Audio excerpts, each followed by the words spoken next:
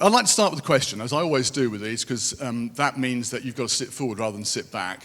And I'd like to ask you, very simply, what types of impact are there? If we're doing training in an organisation, if people are learning something in an organisation, what types of impact are there? Come in, no problems. And what I'd like to do is I'd like you to have a conversation about this with the person sitting next to you. So, if you have a choice of people, if you've come today with somebody that you know, yeah, go ahead. If you've come today with somebody that you know, don't turn and talk to them. Talk to the person you don't know and use it as an opportunity to meet somebody new. So I'd like you to go ahead and spend 1 minute answering this question. What are the different types of impact you can expect learning to have in your organisation? Go ahead.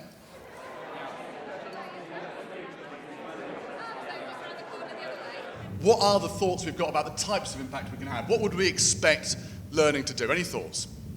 Okay, a better used new skill or a change of behaviour. Absolutely, the change of behaviour will have an impact. Might be positive or negative, of course, yeah. Something has to change, all right, as the Stranglers said, absolutely. Anything else?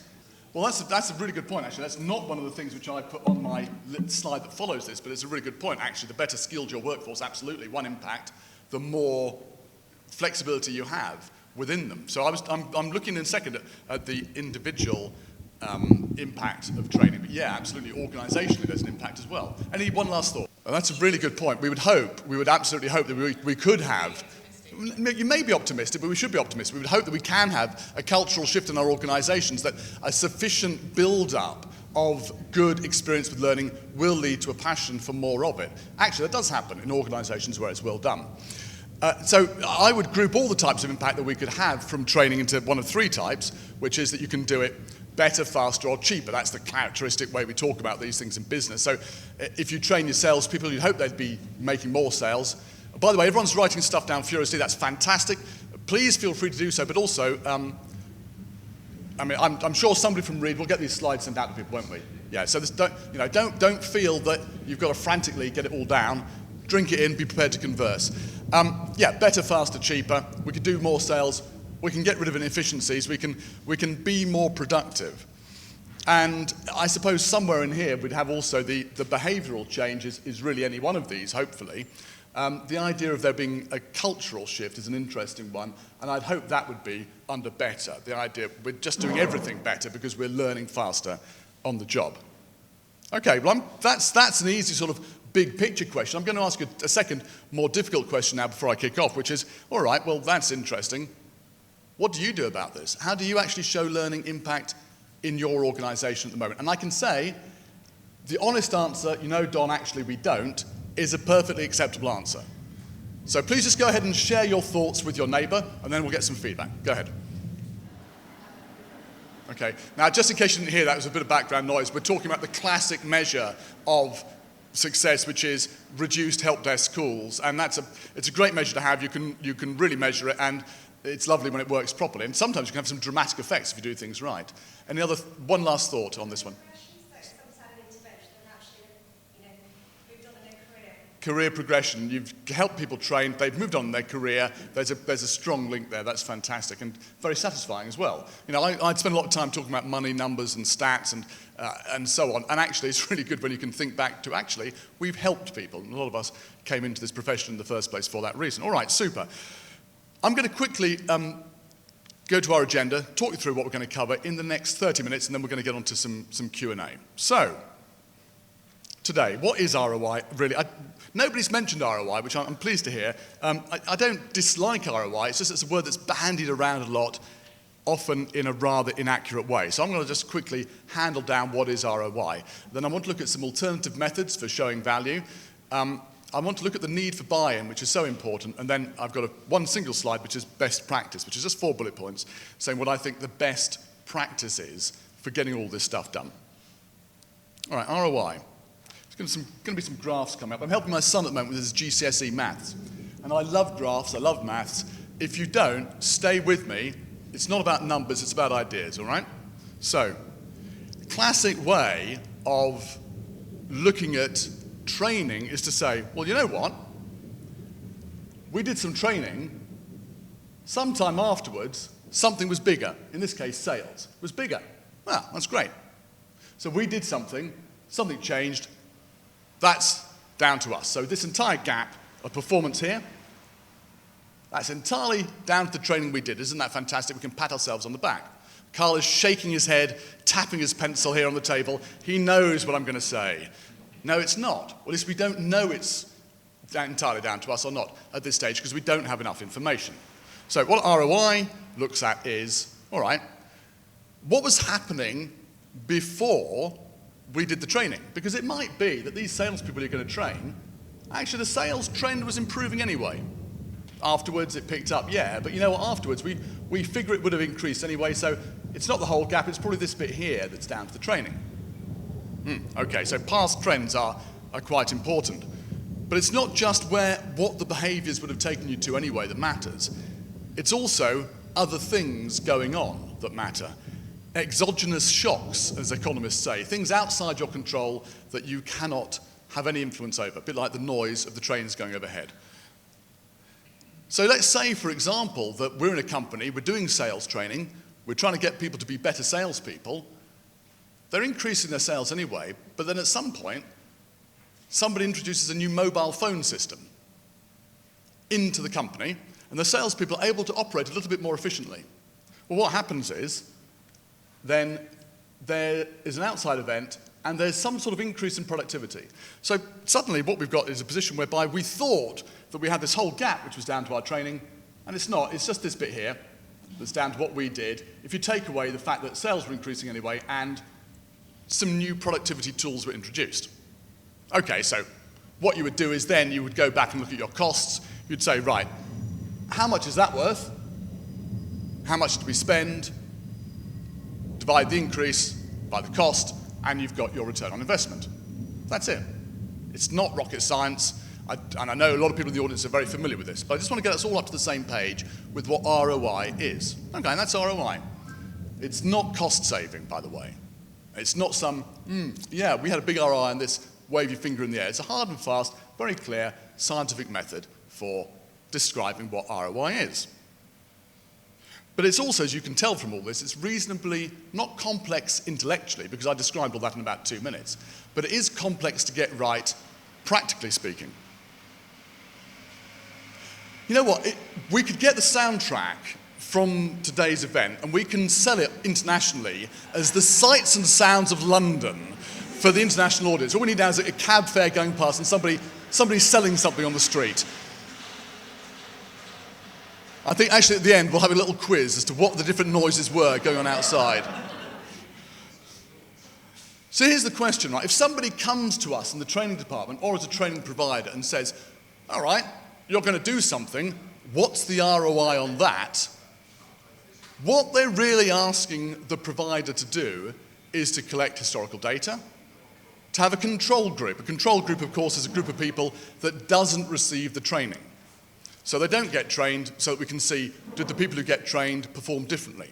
But isolating the effect of the training is all about saying, right, we need to isolate the effect of the training from everything else. So that means our control groups need to be entirely representative of the people who are trained. It also means that the control group needs to have nothing else happening to them. But we also ideally need another control group that has something happening to them that is training, but isn't training that helps them on the job. So we can see that it was actually the training for the job that helped them. So we've got perhaps a group that doesn't get trained, a group that does get trained, and a third group that gets trained on, I don't know, French, for example, which has nothing to do with sales, but just helps us see that it was actually the training that took place. And the reason we need that is to avoid the Hawthorne effect, which is when people increase their productivity as a result of simply being observed, which is something that got picked up in a cable and wireless factory in the States, not cable and wireless, sorry, but a wireless factory in the States in the 1920s. Finally, during this process, we have to have, must reduce as much as possible the number of new systems and shocks from the outside that are introduced. This means that we're going to have our salespeople not having their new phones just so we can check that the training really is working. All of this will end up with us being able to get a proper monetized view of what the ROI on the training is, but you can tell that this is not something that is simple. It's also something that is very unpopular with people typically. Great anecdote from Neil Rackman, who did a lot of sales training in the States, a business psychologist. He was training people on sales. He had a fantastic method. He really thought he was going through all this, it was going to work, and then one of his control groups suddenly picked up in sales. He said, what happened? What happened was the guy who ran that sales team had driven through the night to get to head office, had spent all night photocopying the sales materials, sales training materials, had driven back to his team and had trained his team up on the sales training that the other group were getting because he was so annoyed that his team wasn't performing well enough. So there are many things you can do to get all this data in place and you can still fail. So really, if somebody says to you, yeah, what's the ROI on your training? Are they really looking for that? I don't think they are. I don't think they are.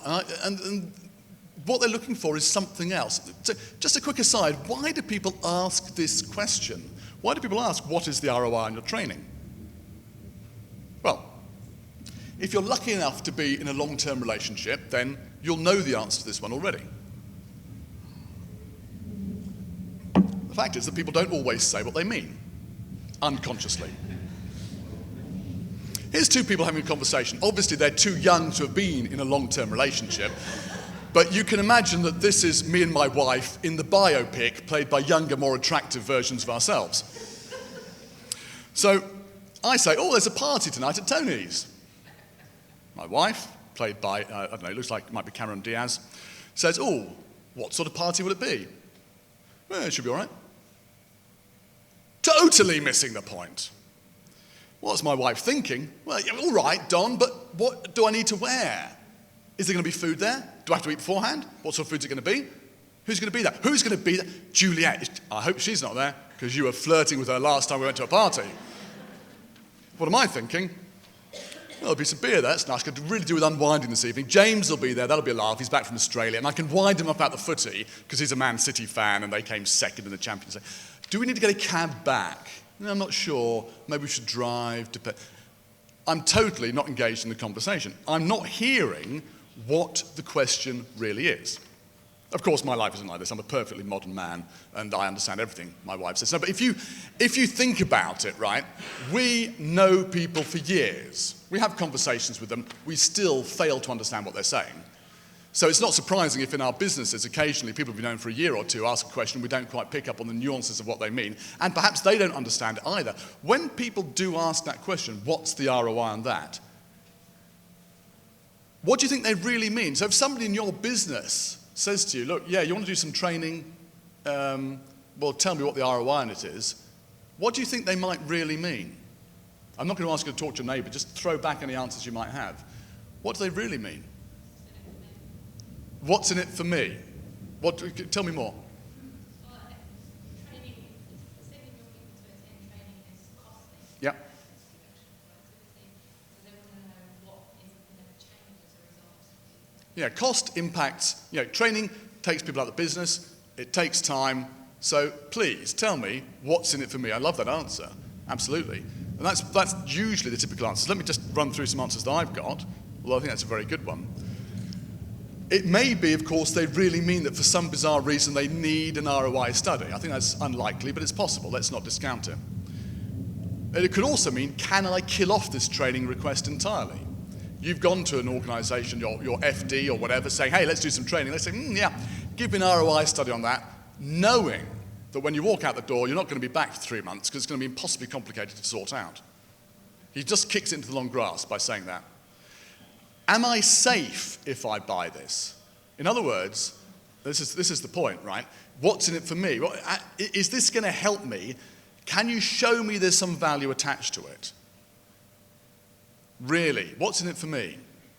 And then finally, will this solve my problem? I don't really want to know about the whole Hawthorne effect, control groups, and so on, but I do want to know if I've got a problem, you can really solve it for me, and that your training is going to be effective. And I'm guessing that usually when people are talking about ROI in a business, they're not saying, go through the whole rigmarole. What they're saying is, all right, show me that you can be trusted to deliver. Show me there's something in it for me. All right. Well, we've talked about ROI in quite a complicated way. What I'd like to do now is just hand it back to you and ask you a question, which of course you're going to discuss with your newfound friend, and you can perhaps share it wider on the table. Are there any alternative methods than this quite rigorous scientific approach that I've suggested? So please go ahead and take a couple of minutes, think about what methods you could use if the world was your oyster, to show the impact of learning. Go ahead. Okay, any alternative methods for showing value? Anything that you've been doing that you might want to share? Anything quickly? Yes? Oh, it's music to my ears. Ask the business, what does success look like? Yeah, and you know what? For me, that encapsulates everything we're talking about today. Let's not talk to ourselves. We do this in L&D an awful lot. Let's not get our heads down in some sort of weird huddle where we're all desperately trying to count angels dancing on the head of a pin. We're there to help business problems. Let's ask them what's important and let's try and solve it. Absolutely. That's got to be the core to it. Anything else? ROE standing for return on expectations rather than return on anything else, which it might do. Yeah, you could call that ROE. I try to avoid it only because people could use ROE to mean something else, like return on expenditure and so on. And then you could really get yourself tied up in knots if you, in front of the FD, saying you can measure your ROE and he'd be very impressed. Then he discovers it's not quite what he thought it was. But yes, that is it. Return on what we want people to happen. Yeah. Any other thoughts about that? Because, I mean, I'm sorry, I shouldn't be quite so enthusiastic, but you really captured up the whole point, is, for me, is to answer the question that the business is asking rather than the question we're asking ourselves. Go on. What does the individual need to learn, defined in various ways that we can discuss, and then have they actually learned it? And then, of course, very importantly, has that affected behavior in the workplace? Very important to do the follow-up, typically, well, 2 weeks, 3 months later, if possible. And I think the best evaluation programs that I've seen do that. Of course, there are some, let me crack on with some models that people have, and although I'm giving you a single slide on each of these, you don't have to worry because in your fabulous little book of impact, oh, you wouldn't believe I've done training for 25 years and I didn't say what you should always say is, don't pick this document up now, but I'm going to show this to you. Okay, later on you can look at this and that will tell you all about these different models. Schoolboy error. Okay, so everyone knows about the Kirkpatrick model. You've got the Jack Phillips, that takes that one step further. You've got Robert O. Brinkerhoff, who actually talked at Learning Technologies in January, and who's a charming, very, very nice guy, very down to earth, and his case study method. And then I'd like to focus on something that's not in the book, which is performance consulting from the Robinsons, Nigel Harrison, and others. Let me quickly just give you a run past. Donald Kirkpatrick doing an impression of Ian Paisley here in his final live presentation at ASTD in 2011 at the age of 80-something. He started off in 1959 with his view of the 4 levels of evaluation of training. It's been used ever since. I'm not going to comment on it one way or the other. Read the booklet. For me, though, it all comes back to that point that was raised earlier. Are we asking the business what's important and then delivering against it? That's the key thing. Jack Phillips takes the Kirkpatrick model, adds a 5th level onto it with a rather complex, pure ROI model. Nothing against it. Sometimes transactional training does require that in-depth analysis, but usually I would say it doesn't. Usually we don't need that depth of analysis. Rather, we could do things smarter and faster on the fly. Robert Brinkerhoff is a professor emeritus at Michigan University. I think that was a 4-ton Bedford just going past there. His idea is to focus on success rather than on trying to isolate the individual effects of training interventions. What he says is, look, in any form of training, you're going to have people for whom it had no effect whatsoever, people in the middle who it had some effect for, and people out here for whom it was very effective. Let's survey, interview, and find the anecdotal evidence around this to find out what the impact was, because it's never just about the training, it's also about the context, where people are working, the managers, the workforce, and let's use that to help us understand how then to improve the training as a whole. Because his point, and I think it's a fair one, is that almost always training's impact is positive. If we know that it's being positive, let's just try to make it more positive rather than trying to work out the final dollar amount on everything. Performance consulting, I want to spend a little bit of time on now, very quickly, just to help understand an alternative method which comes back exactly to this point. How do we understand the problem and go and fix it? Nigel Harrison's a UK proponent of this. The Robinsons work in the US. There are other people working in this field. I'm going to talk about Nigel Harrison's model. I have no financial interest in it whatsoever. I have simply seen it work. That's the gains model, and I included that in there, like a couple of slides that I'll jump over now, just so that you've got this later on as a reference. Importantly, at the bottom, you've got the source book, Performance Consulting. Well, okay, Nigel Harrison also has a diagram, which is a bit sort of like something out of Disneyland for his view of training, but he calls it a 7-step process, so I just pulled out the 7 steps into 7 steps. Now, what I find interesting about this, and this summarizes the whole thing for me, is that the step that most people would concentrate on, number 5, what's the value of the gap that we're trying to plug? Where's the problem you've got? Is step number 5. It's not step number 1. For me, the key thing that Nigel has established here, and he's a business psychologist as well as being an e-learning and training specialist, is that the value and the impact of training and understanding it comes back to having proper conversations with people where we don't say, yeah, the party's going to be all right, but we dwell underneath that and really dig down in our conversations with managers and executives to the heart of the problem. So look at that first point. The first point is, what's the problem? Build a contract.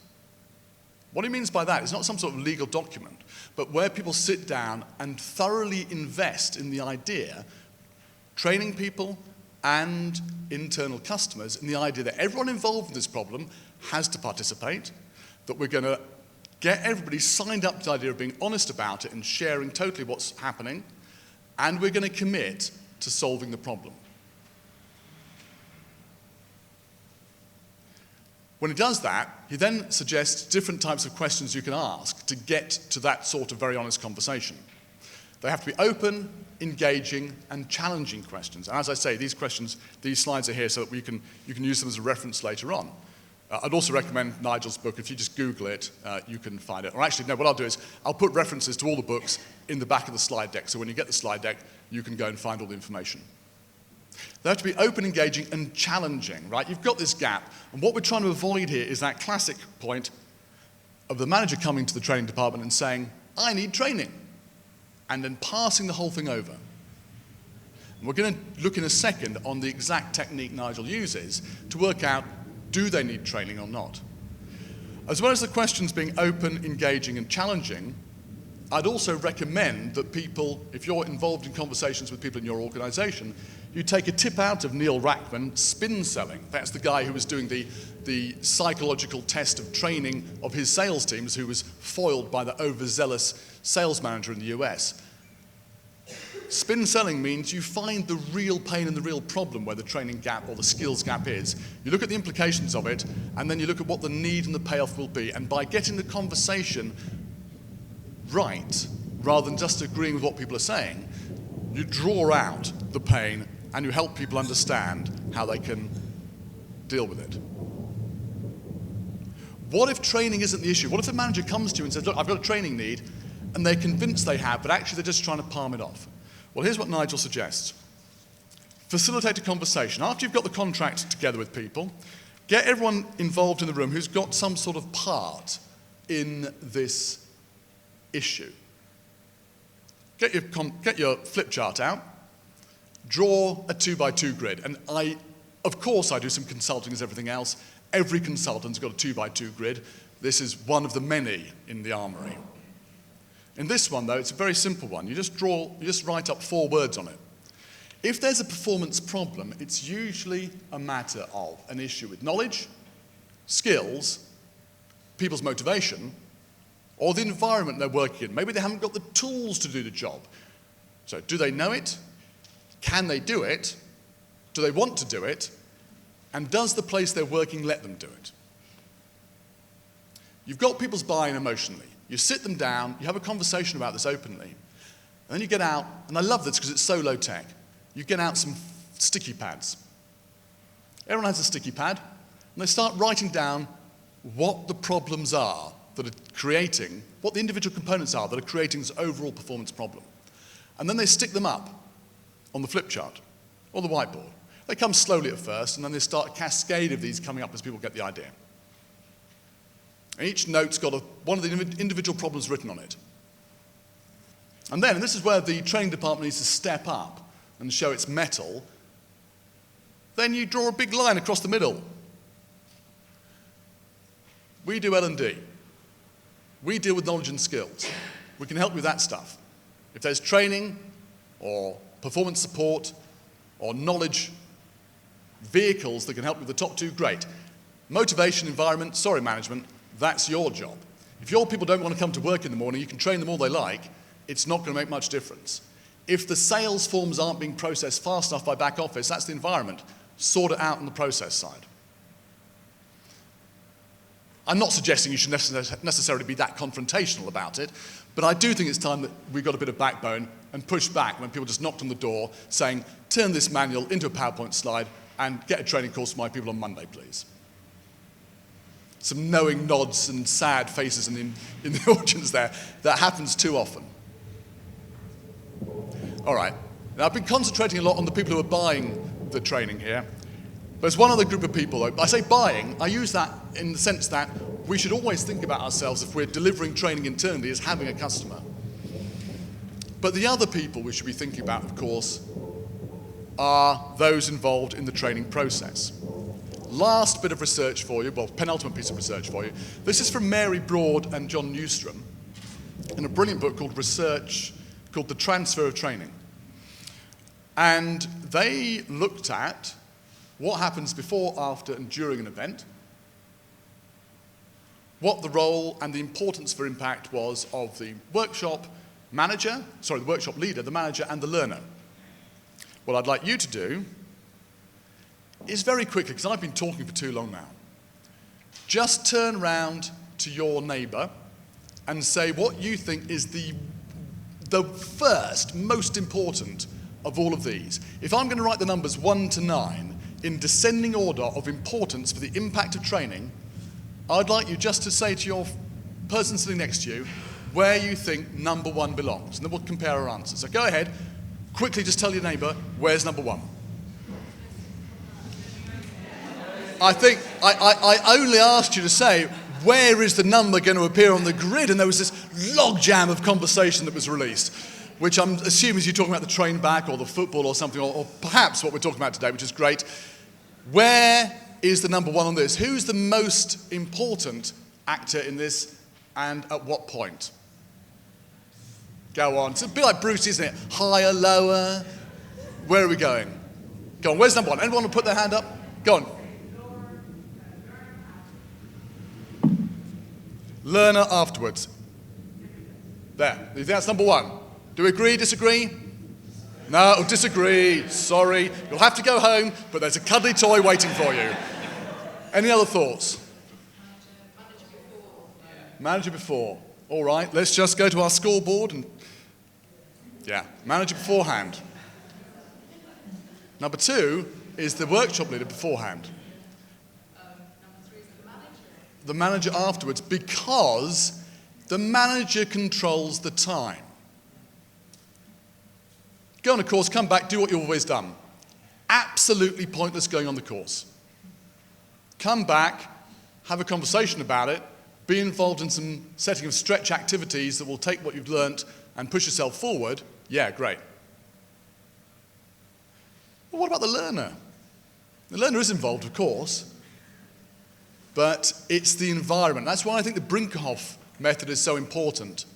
It's not just about the training intervention and isolating everything about that. We're talking about impact. Let's talk about the whole environment in its entirety. I think that's why it's quite difficult then to do the ROI bit. Yeah, totally, yeah. And that's why we can tie ourselves in knots trying to do the ROI bit, trying to get down to that detail, when in fact there's so much else going on. Let's not worry about trying to prove everything too mathematically. Let's instead go to the point where we can answer that question, are we having the effect that you wanted, Mr. Manager? All right, or Miss Manager, sorry. Okay. So what it comes down to for me, as I say, is having real conversations with your lifelong partner, which of course is your business, about how you're having an effect on the behaviours which affect work. This is a rhetorical question. I'm going to answer it in a second. In fact, I'm going to answer it right now. Do we as an industry have the skills to tackle this? No, we don't. I can say that with some certainty because I've been poring in the last 2 weeks with some other teams at the Learning and Performance Institute over the results of the first survey, I think, ever of the skills of industry at quite a comprehensive level. We've developed this thing called the Learning and Capability, you might think I've been involved with that. I'd know what it was called the Learning and Performance Institute Capability Map, which is 27 skills in 9 groups spread over 4 levels that tries to describe the skills of the industry. What does it need? Not for an individual. An individual doesn't need all 27 skills, but a department should have all those skills or be able to outsource them from somewhere in the organization or bring them in from outside. In 6 months since we launched this simultaneously in the US and the UK, we've had nearly 1,000 people going in and assessing themselves against it. And I'd welcome your contributions as well. Go and assess yourselves. If you do, you'll get the report, which we are just going to publish next week, on this. I'm not expecting you to read this, but this shows you all 27 skills across 4 levels. Where there is a dark blue, it shows where there are lots of people responding. In other words, that's where lots of people think they have the skill. So you can see that lots of people think they have this skill at quite a high level. Many people think they have these skills at quite a low level. I'm now just going to zoom in on a couple of those points so we can see what exactly that means, and I think the implications will be clear. So this bit here is live delivery. People who, like me, started off doing Excel training or whatever. We have a great base here. It's what I'd call wide and deep. There are lots of people who've got those skills to a good depth. Fantastic. And I don't want to throw that out with the bathwater. This is a really important part of what we do. It remains the case that most training delivery in organizations is face-to-face. Despite chairing the Learning Technologies Conference, I don't believe that technology is the answer to everything. We always need face-to-face. Here, where we've got lots of people saying they've got some skills in this area but at quite a light level, so it's broad, lots of people doing it but not very deep. Collaborative learning, the new area of checking that people are able to share together online, have the same knowledge sharing that they would do perhaps face-to-face, but sharing that in a much wider way so it's more effective and faster. And that's a growing area of skill, which is great. But that comes from this area of us wanting to be people who help people develop, which is great. The background skills, which involve really running your department as a business and doing the stuff that need to make it succeed, like showing the impact of learning, we're pretty light at. Assessment, competency management, performance analysis, the things that really count for showing impact. Apart from that one there, we've got, remember, nearly 1,000 people answered this survey. We simply don't have enough people in our industry, I don't think at the moment, who are showing they've got that at some depth, and nor do we have enough people who are probably trying to come up and develop it. And for me, the key one, remember, the couple, having those real conversations, communication, marketing, and relationship management. It sounds so fluffy, it is so important. We are terribly light here. But that's the business of being able to really have the real information, conversations with people, determine what the problem is, and then go out and persuade people to come on board with the training, which is the precursor to the entire relationship that enables you to show the impact of learning. We're not good enough there. Fortunately, I'm confident that everybody in this room is a 4 on all of these skills, because that's why you've selected yourselves to be here. And if you're not, I'm sure also you're developing yourselves in that area. This is new to me, because as I said, actually you're the first people, John, you'd be delighted to know that this is unique research. It's the first people ever to have shown this information to, because we've only just done the analysis on it. The industry needs to, I think, take notice of this. Certainly the Institute will be moving towards trying to make sure that we can help people develop skills in those areas, not by providing courses unless it's absolutely necessary, but we're going to try to work with partners to provide courses to develop the industry as a whole here. Let me wrap up, and then we'll go over to Q&A. The best practice in this comes down to having the right approach. Let's make sure we focus on the business metrics. What are you trying to solve? And let's get buy-in by having the managers involved right at the beginning of the process and having everybody involved by having the right conversation. Let's choose the right method for showing impact. It may be in your particular circumstance you need to use a Jack Phillips very rigorous ROI. Fine, but be aware of the methods, choose the right one. Hopefully, coming back to the point that was raised right at the beginning, by developing this methodology and by having honest, open and hard-hitting conversations with people, we will develop the right culture for learning, which will help us in the future show the value more easily. And finally, to support all that, we've got to have the right skills. With the right skills to do this and the right attitude, I feel quite sure that we can show the impact of learning in our organisations. All right, so I'd like you to welcome the panel, which is going to share their experience collectively and our experience collectively for Q&A. We've got me, obviously we've got John Buttress, who you've met before, Matthew Piddington, Head of Sales, and Eleanor Hudgell, Head of Learning Solutions at Reed. So let's give our panel a warm welcome.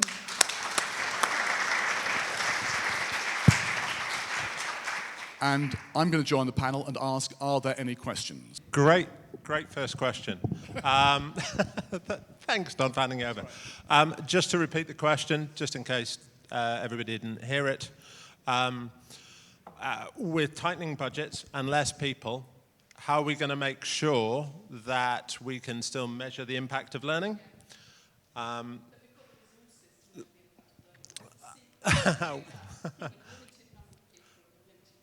still think, in my experience, the key thing is to go in and listen to your customer in the organization. And the key thing is understanding what the business expects. Don's presentation went through that very well. I think there's an added complication that is the business manager expects one thing, the individuals expect another, and quite often, in my experience, we find trainers go in and do something completely different, and that's why, if learning is going to fail, that's why it fails. Having that conversation, understanding what is required, what happens if you don't do anything, then gets you the value, and therefore there is a cogent argument to get the resources. We deal with a lot of firms that have vastly reduced numbers of individuals, L&D people, and if you look at the recent Burson report, that shows that there's massive downward pressure on numbers of L&D people in the UK. I can't remember the exact number. Don, can you? 18% decrease. Yeah. Massive. So you've got to use, those listening skills to understand, okay, where are we going to hit the value and hit the most high value points. I've been in training too long. And we used to just allow people to wander along and say, yeah, I want to do Excel, or I want to do this, and I want to do that. For me, that really doesn't hit the impact of learning. The impact of learning is crucially on the major projects that will change an organization's way of operating. And so long as you then do a post-implementation review and understand the lessons learned, you get the true impact of learning.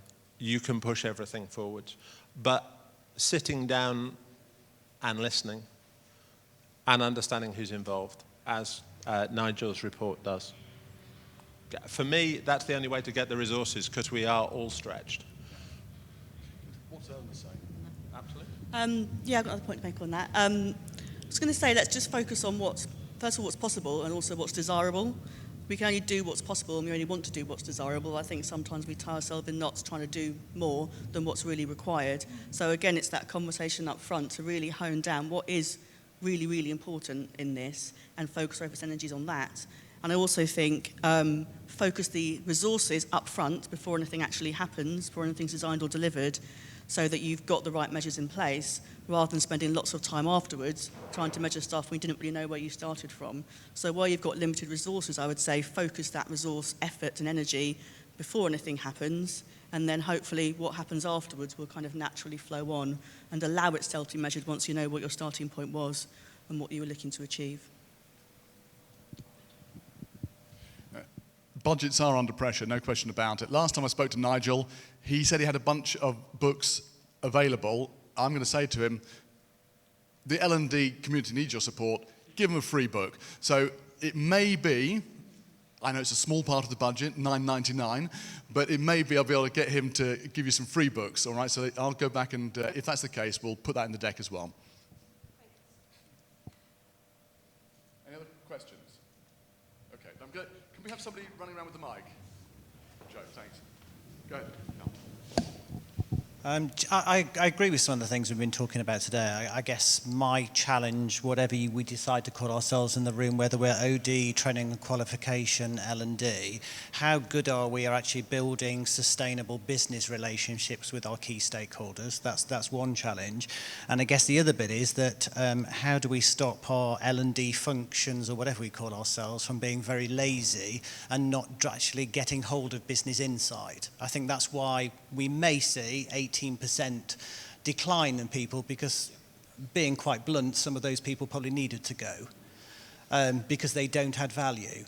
So I guess there's a bit about, I've joined organisations, joined functions where we've got a very lazy L&D infrastructure, and they have no business acumen whatsoever. They're quite lazy to kind of like draw conclusions from some of the business insight, and they certainly don't partner with people at the right sort of level and have no skills to build those business relationships. Let's wrap up with one question, which is, how do we build an L&D function that has the right level of business, right level of engagement with the business, and can learn from that? Would that be fair enough summary? Okay, I'm not going to answer it. I'm going to pass it on to John. Okay, I'm going to go back to prior experiences to answer this from my perspective.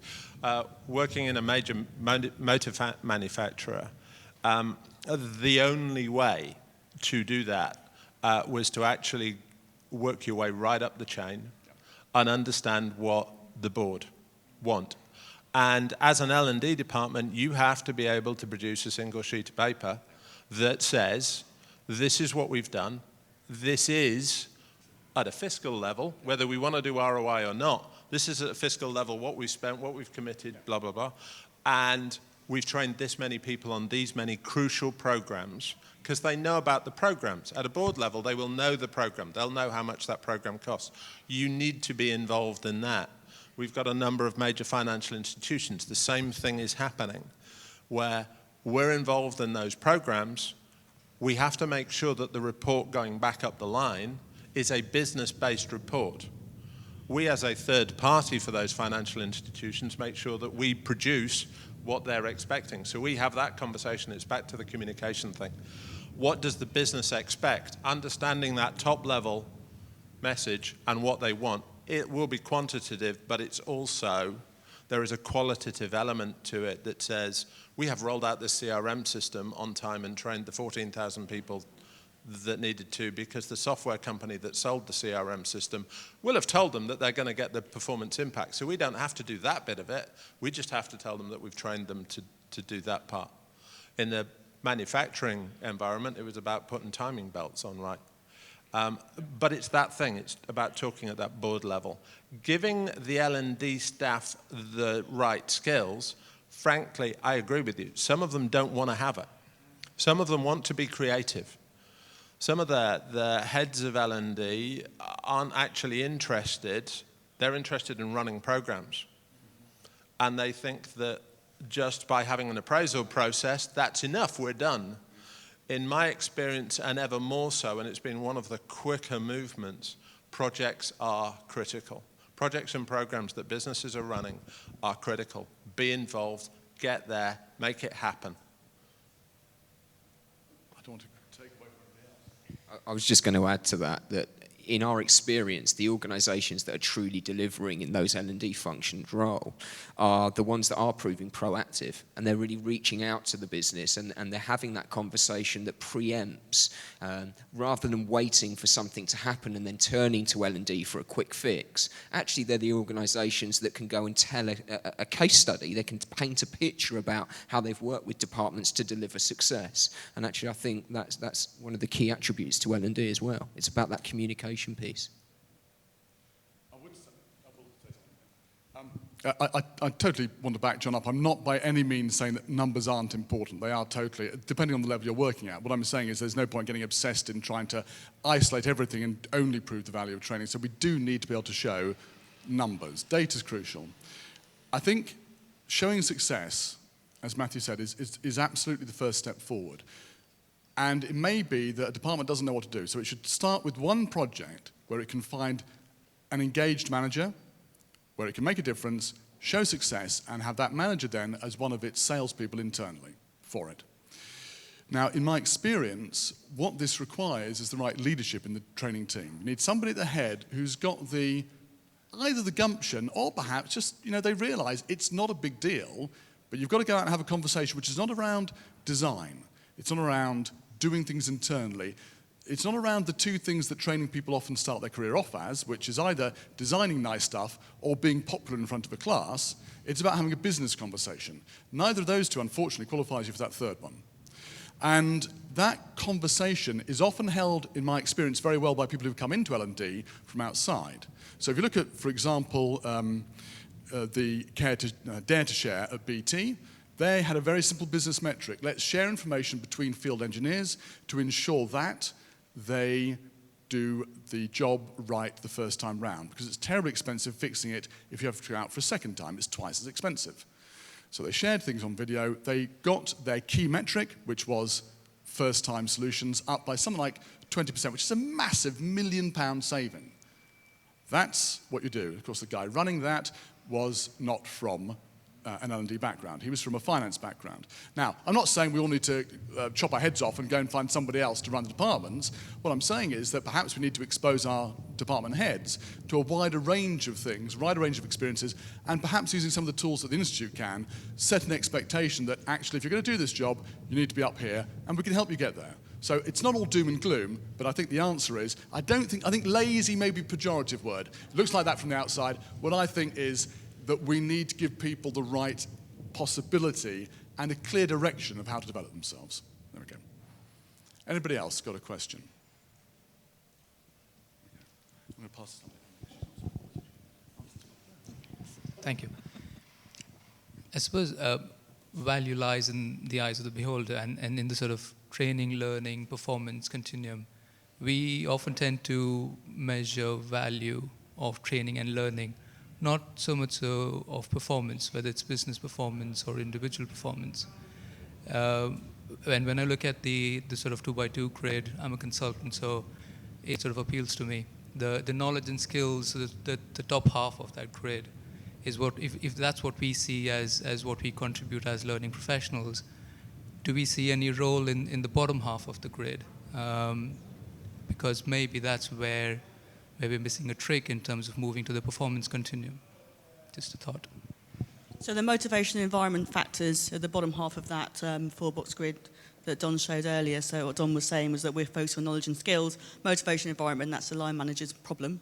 Yeah, it's a good question. I think the main role that we can have in that is asking those questions and demonstrating that and saying, this is your problem. Have you thought about it? Have you considered it? Rather than just sending someone on a time management course, for example, it may be that they are genuinely overworked, and we've all been there and seen it and probably trained time management, and you can't wave a magic wand and solve all of those problems that are outside of the room and are environmental, organisational, etc., etc. So I think it's actually coaching the managers and helping them to have that level of understanding of what their role is, rather than, as has happened historically, it's your issue. It's like with HR, I've got a people issue, you deal with it. I've got a performance issue, L&D, you deal with it. And it's helping them understand what their role is and then giving them the coaching and support. So actually there's learning for them. So our job, I think, then is delivering the learning to the management to understand their role in positively affecting the motivation, the environment and everything else, to allow us to positively affect the knowledge and skills aspect so that as a whole we achieve the performance improvements we're looking for. I think that's really important. I think, yes, I was saying it's all your job. It's not quite. It is. There is much more opportunity there, as Eleanor says. But also, as well as coaching them, we can also possibly be the place where they can find the resources to it. So we say, look, first off, there's an issue and it's about motivation, not about training. Secondly, we've helped you realize that. Thirdly, here are some ways in which you can start developing yourselves, developing your teams motivationally. And it may not be a course, it may be some other resource, it may be some other way they can get themselves better in that area. The process side, the environment is more difficult, but what we can do is, and this is moving learning and development from being a training function to being a performance support function. We can go out and we can say, right, there's an issue here, and we're going to take the ball and we're going to run with it. We're going to say, if there's an issue with the environment side, we're going to highlight that problem to the people who can deal with it and make sure it gets dealt with. That's not something we do at the moment. In some organizations that will be possible to do, in others will be more difficult.